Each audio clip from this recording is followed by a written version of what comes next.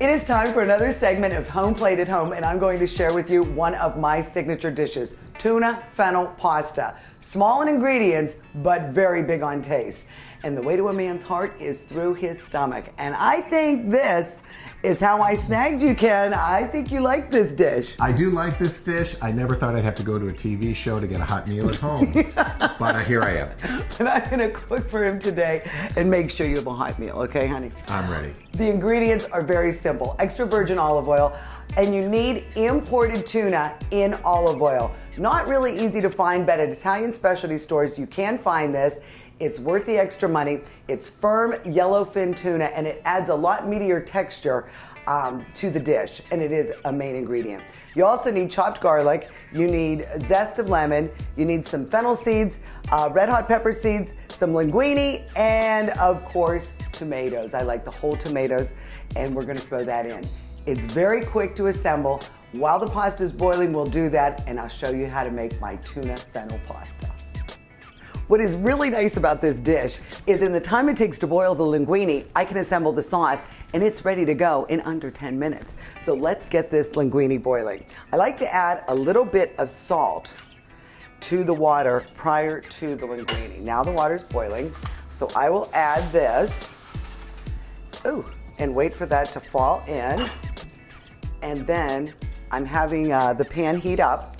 So when we do that, we will start the sauce. So let's get this water boiling and let's start making the sauce. First, we'll start by adding the olive oil. The pan is already heated, so we're going to get this warmed up a little bit before we add the garlic, fennel seed, and the red pepper seed.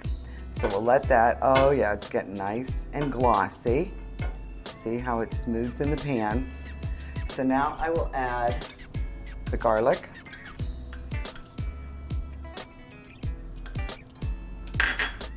the fennel seed.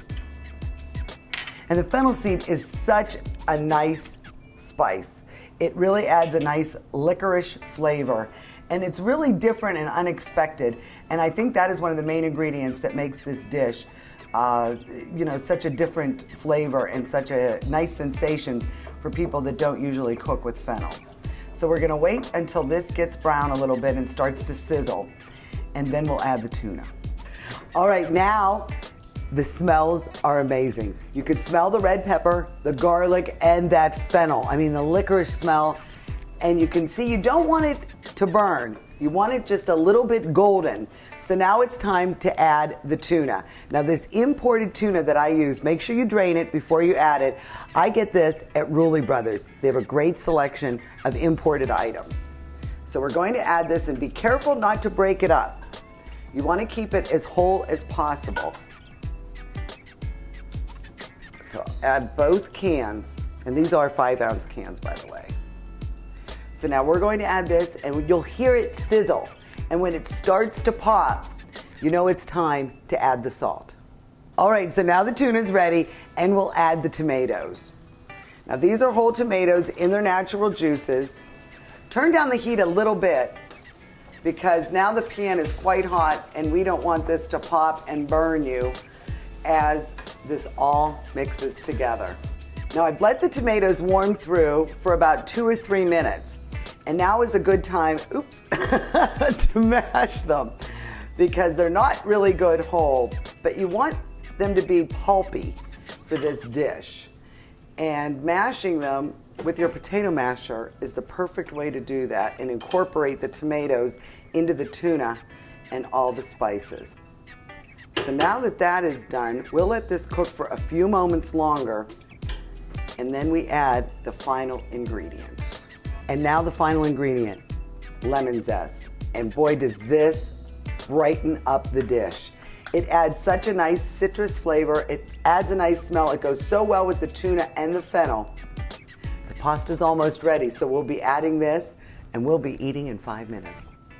All right, the final step, we're just going to add the pasta right into the sauce and let that cook for just a few moments. Now this is a full pound of pasta, and we'll add just a little bit. Oh, that gets a little messy, huh? Okay, take that in. Okay. And we'll mix that. All right, there we go. Let's set that aside until we get this all mixed together. And then we'll put this in. All right. How's that, boss? Looks really good. And doesn't that smell amazing? Oh, you are gonna love this dish. It seems really exotic, but these ingredients are in your pantry or at the grocery store. And it really has a different, fresh flavor any time of year. This dish comes in under 10 minutes. While the pasta is cooking, you assemble the sauce, and it also comes in under $10 for a pound of pasta and the sauce. It's a wonderful dish. And the piece de resistance. There you go. It is the How about some parsley. fresh Wonderful garnish, and it really freshens up the dish. Ken, I know you've eaten this dish 1,000 times. How's this batch? It's always good. It's delicious. It really is. Under 10 minutes, under $10. Go to metrohomeplate.net for the recipe.